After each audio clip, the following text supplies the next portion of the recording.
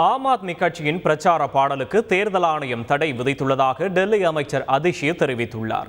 டெல்லியில் செய்தியாளர்களை சந்தித்த அவர், ஒரு அரசியல் கட்சியின் தேர்தல் பாடலை இந்திய வரலாற்றில் தேர்தல் ஆணையம் தடை விதித்திருப்பது இதுவே முதல் முறை என்று கூறியுள்ளார்.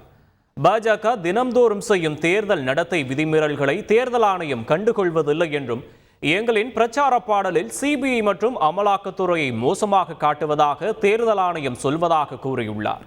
அரசியல் தலைவர்கள் பாஜகவில் இணைந்தவுடன் அமலாக்கத்துறை, சிபிஐ மற்றும் பிற வழக்குகள் மூடப்பட்டால் தேர்தல் ஆணையம் ஆட்சேபனை கூறுவதில்லை என்றும், ஆனால் எங்கள் பிரச்சார பாடலில் இதனை குறிப்பிட்டால் தேர்தல் ஆணையம் எதிர்ப்பு தெரிவிக்கிறது என தெரிவித்துள்ளார்.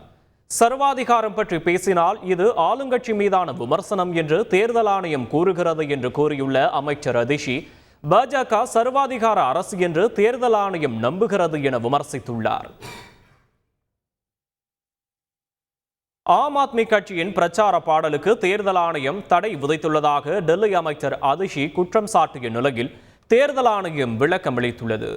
அதில் தேர்தல் ஆணைய வழிகாட்டுதல்களின் கீழ் பரிந்துரைக்கப்பட்ட விளம்பர குறியீடுகளின்படி ஆம் ஆத்மி தேர்தல் பிரச்சார பாடலில் இடம்பெற்றுள்ள வரிகளை மாற்றியமைத்து மீண்டும் சமர்ப்பிக்க கோரி பரிந்துரைக்கப்பட்டதாக தெரிவிக்கப்பட்டுள்ளது.